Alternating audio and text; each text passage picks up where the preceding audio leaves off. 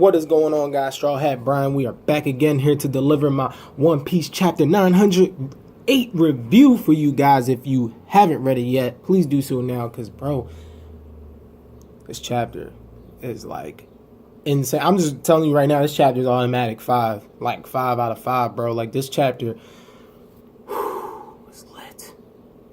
Super lit. So let's talk about the chapter. So, chapter is open up. We got Manchiri, and she's healing Shirahoshi's bruise that, she got from Sharlos as he was trying to manhandle her and kidnap her. So healed her up. They were all like exchanging words and everything. And then the scene then shifts over to, we are introduced to the 3 gates, to the entrance of the Celestial Dragon's residence. So there's one gate to the Celestial Dragon's residences.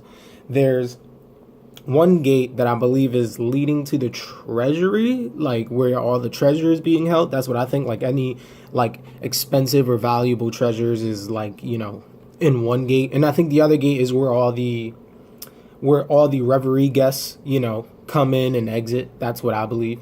And then, we also get some old familiar faces. And I thought that was really cool. So we see Kuma, And Kuma's a slave. He's a slave to Rosewald. And that's Sharlos's dad. So he's being rented as like a slave right now. And you see he's all beat up. He's all destroyed. He's in bandages and everything. And I'm like, man, he's going through it. Like, that is a life no one deserves. And when we find out that he's a king, and then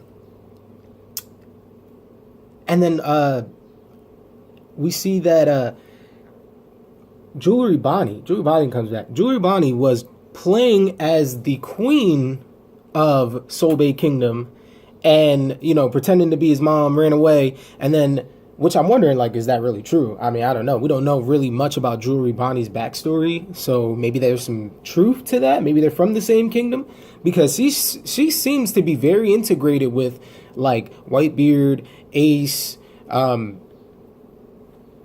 Kuma, or maybe she's just, maybe she just has a strong sense of justice, maybe? I mean, I really don't know. I'm not really understanding, her character, honestly, but she is dangerous. Obviously, she infiltrated Mary Jo by herself, so that's insane. But I mean, her powers are insane too. She could be a kid, wear different clothing as a disguise, and then change her age at any point in time. And then whoever she comes across, she could just change her age at any point in time. So it's she does have one of those really, really, really powerful devil fruits. But I'm wondering how strong is she in actual combat?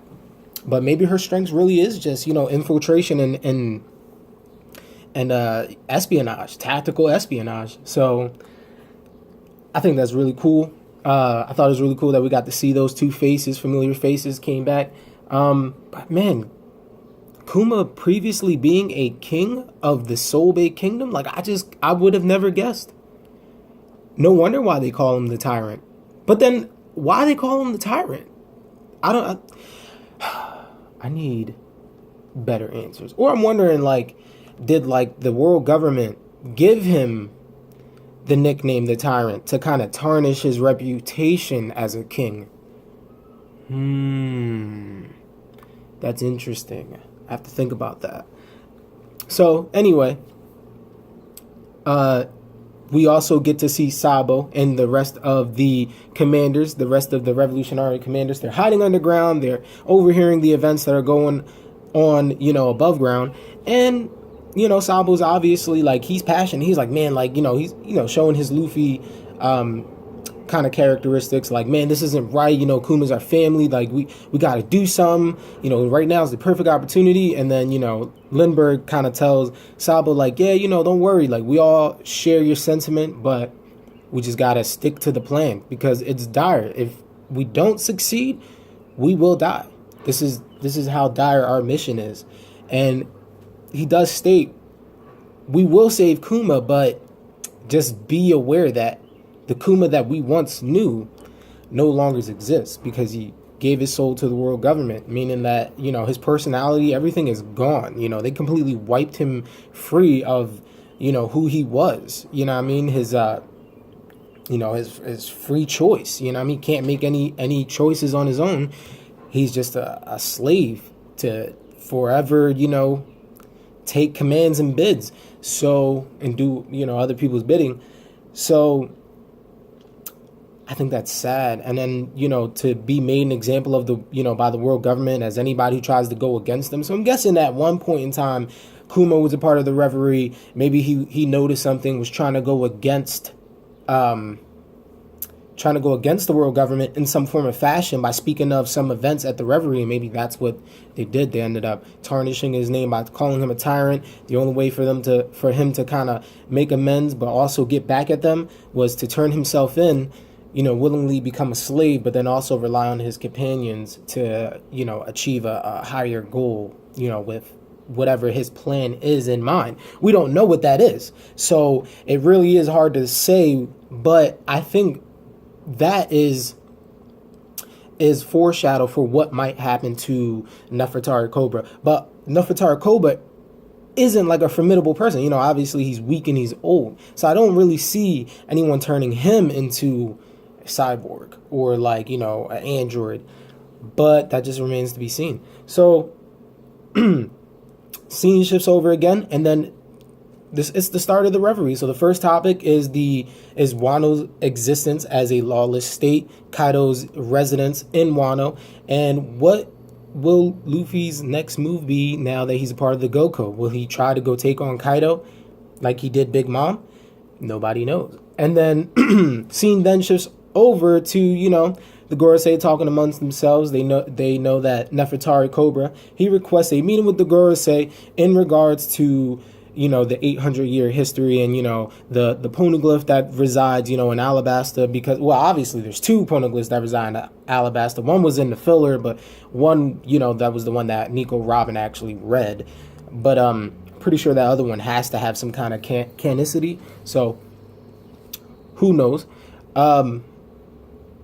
But we see the Gorosei, you know, they're suspiciously calling Alabasta Kingdom, you know, traitors for wanting to reside in the lower realm, you know, 800 years ago, and like ever since then, like, you know, they've been, you know, deemed as traitors, you know, in the eyes of, you know, the Celestial Dragons and the Gorosei, and they feel like now is the time where they need to start cleansing parts of the world. And that gave me chills, honestly, because I'm thinking like, wow, like, are these guys really going to start stepping out, making moves? Because there's no way that these guys just sit around. The five of them are just sitting around and doing nothing. And this chapter kind of proves that. So the scene then shifts over again. And this was the best part. And this is the part that makes the chapter a solid 5 out of 5. So inside the flower room that leads to the empty throne room. And we got the silhouette that we saw previously that saw the giant straw hat, went to visit the giant straw hat in the treasury room, and had like the several posters. So we found that there were several posters, and they weren't just bounty posters. There were posters and pictures of 3 individuals. Straw Hat Luffy, Shirahoshi, Blackbeard. So we see that as this person is walking to the empty throne room, cuts up the posters. But I noticed that Luffy's and Blackbeard's are cut up. Shirahoshi's is the picture that the knife falls on. But Blackbeard's picture is the last picture we see. So I'm wondering, are all 3 of them targets, eventual targets? Is that the order? Is it Shirahoshi first, the assassination of Shirahoshi, Poseidon? That would put a whole big rut into Luffy's plans if Poseidon has to be reborn again among the fishmen. That would be insane if that happens. Luffy, obviously, it would just create some crazy events that'll go on in the story, because Luffy would just be, again, chased and finally being recognized for how much of a danger he is, but now he'll be chased by even stronger opponents, the Gorosei, or Blackbeard, which is probably the least likely, but I think would be amazing if the Gorosei, all 5, finally decided now is the time to take on Blackbeard. That would be insane. insane. That would be insane. But I'm going to just complete the scene. But that's, those were the 3 people that he laid out. Like, as he cut up the posters and just threw them on the ground, the knife landed on Shirahoshi. You saw Luffy's bounty poster, and then you saw Blackbeard's. Blackbeard's didn't look like a bounty poster, it just looked like a picture of Blackbeard. So I thought that was interesting. 2 pictures and 1 bounty poster. Why? So the silhouette enters the throne room, basically sits on the throne, makes the way to the throne, and is like standing like right before the throne. And you got the Gorosei bending the knee to one guy. And I've called it before. I told, my one, friend, his name is Man of Theory. Go check him out. He's pretty good. He got some good theories. So me and him, we've previously discussed that. I solely always believed that ever since Akainu stated that the Gorosei were scared of a certain someone, I always believed that there was someone higher than the Gorosei. And this moment took place. You can go back and look at it. This moment took place when Fujitora basically like said like, oh yeah, everything was all cool. Like Luffy was the one who saved the day, blah, blah, blah. The Marines didn't do nothing. We tried to like, hide, we tried to hide the truth. And then, Akainu was talking to Gorosei like, yo, like, how could you let this happen? Like, you're really just gonna like let him tarnish the name of like the Marines, like all because like you're scared of like someone bigger than you. And then everybody pretty much probably thought like the Celestial Dragons, like because they're there to protect the Celestial Dragons. But I always felt like, no, they're protecting one individual, because you have the 5 stars, but I think the 5 points of the star make up for the one whole, and that is the true king of Mary Joie. And we see it. It's the silhouette. It might be a guy or a girl. The face pretty much looked kind of masculine, even though it's still a silhouette, but we saw like the person had Mihawk-like eyes. So I think that there's some kind of special trait with like the Mihawk-like eye ability. I don't know if that's like a Samsara eye, like from Naruto. Like we know that that was pretty much Pain's, Nagato, that was his ability. He was able to pretty much do anything. He had 6 different abilities. He was able to summon strong species, and he was able to bring back the dead, take souls. He was able to do many different things with just, just 6 different strong abilities after unlocking like this eye technique. So maybe there might be something different, like with Oda, he might put a different spin on it. Maybe it might be controlling people. Maybe it might be controlling one's destiny. I don't know. Might be some crazy form of final stage of observation hockey where you control fate itself. I don't know. But to see the Gorosei, saying like, who do you want us to exonerate or kill next? I think that's amazing.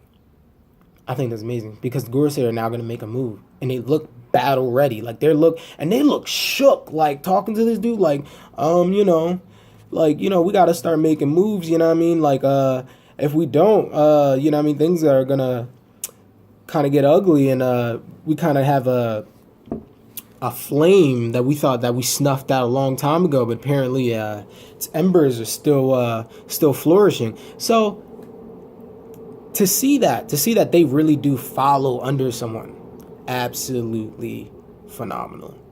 I can't wait to see what happens next. I honestly cannot wait to see what happens next. And I want to know who this person is. I want to see what this person looks like, because I think this person probably has to look super cool. I think Oda is just probably just going through the brainstorming ideas, like, how am I going to draw this person to be amazingly cool? I hope he does not, like, ruin this character, make this character look stupid. And I hope that this character is, like, extremely powerful. And I'm hoping that this character is the final villain of One Piece. And I hope it might be this character versus Blackbeard versus Luffy in the very end for One Piece. That's my theory. Straw Hat Brian, again, you guys already know, I read this chapter 5 at the beginning of my review. It's my review of 908. Like, share, subscribe. If you dislike the video, leave your comments in the comment section down below. And you guys have a wonderful day.